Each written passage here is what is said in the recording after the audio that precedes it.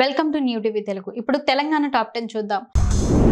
భువనగిరి కలెక్టరేట్లో ప్రతి వారం నిర్వహించే ప్రజావాణి కార్యక్రమాన్ని నిర్వహించారు. ఈ కార్యక్రమానికి జిల్లా కలెక్టర్ హనుమంతు హాజరై అర్జీదారుల నుండి దరఖాస్తులను స్వీకరిస్తున్నారు. జిల్లా వ్యాప్తంగా ప్రజలు తమ సమస్యలను లిఖితపూర్వకంగా దరఖాస్తులను అధికారులకు అందజేస్తున్నారు. అదనపు కలెక్టర్ బెన్ షాలోం గంగాధర్, ఏవో జగన్మోహన్ గౌడ్, జెడ్పీ సీఈఓ శోభారాణి అధికారులు పాల్గొన్నారు.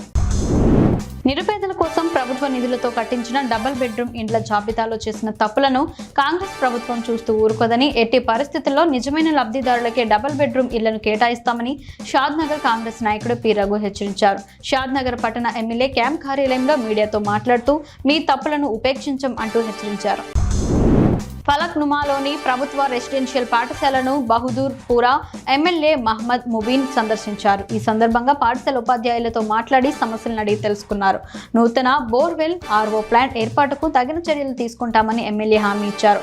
విద్యార్థులు మంచిగా చదువుకుని ఉన్నత స్థాయిలో ఉండాలని ఆకాంక్షించారు. ఎటువంటి సమస్యలు ఉన్నా తన దృష్టికి తీసుకురావాలన్నారు.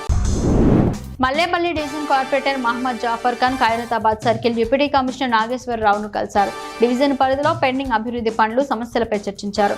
వీటికి సంబంధించి డిప్యూటీ కమిషనర్ కు కార్పొరేటర్ వినతి పత్రం అందజేశారు. సకాలంలో పనులను ప్రారంభించి పూర్తి చేయాలన్నారు. సమస్యల పరిష్కారానికి సంబంధిత అధికారులకు ఆదేశాలు జారీ చేయాలని కార్పొరేటర్ కోరారు.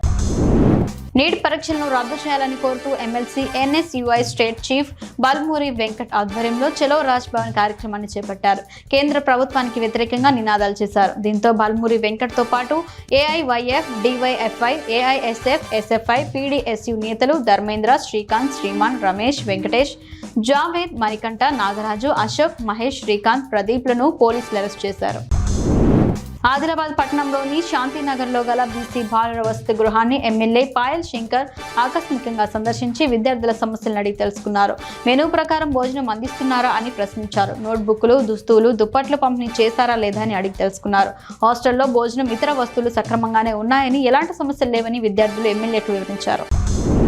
ప్రజావానికి వచ్చే దరఖాస్తులపై ప్రత్యేక దృష్టి సారించి సత్వరమే పరిష్కరించాలని వికారాబాద్ జిల్లా కలెక్టర్ ప్రతీక్ జైన్ అధికారులను ఆదేశించారు. కలెక్టరేట్లోని సమావేశ మందిరంలో జరిగిన ప్రజావాణి కార్యక్రమానికి 178 ఫిర్యాదులు వచ్చాయని కలెక్టర్ తెలిపారు. ప్రజావాణిలో అందిన దరఖాస్తులను వెంటనే పరిష్కరించాలన్నారు. ఈ కార్యక్రమంలో అదనపు కలెక్టర్ లింగ్యా నాయక్, ఆర్డీఓ వాసు చంద్ర తదితరులు పాల్గొన్నారు.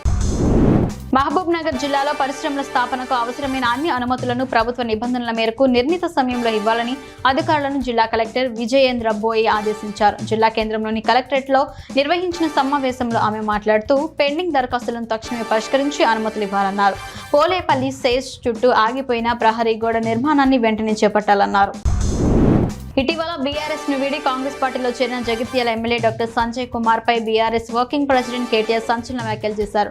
జగిత్యాల పట్టణంలోని పద్మనాయక్ కళ్యాణ మండపంలో పార్టీ కార్యకర్తలతో ఏర్పాటు చేసిన ఆత్మీయ సమ్మేళనంలో ఆయన పాల్గొన్నారు. ఈ సందర్భంగా మాట్లాడుతూ జగిత్యాలలో ఈ హౌలే గాని ఎమ్మెల్యేను చేసింది ఎవరు అని ప్రశ్నించారు. బాన్సువాడ పట్టణంలోని ప్రభుత్వ ఆసుపత్రిలో డాక్టర్స్ డే సందర్భంగా కాంగ్రెస్ నాయకులు అక్బర్ ఆసుపత్రి సూపరింటెండెంట్ శ్రీనివాస్ ప్రసాద్ శాలువ పూలమాలతో ఘనంగా సత్కరించారు. ఈ కార్యక్రమంలో కార్యకర్తలు తదితరులు పాల్గొన్నారు.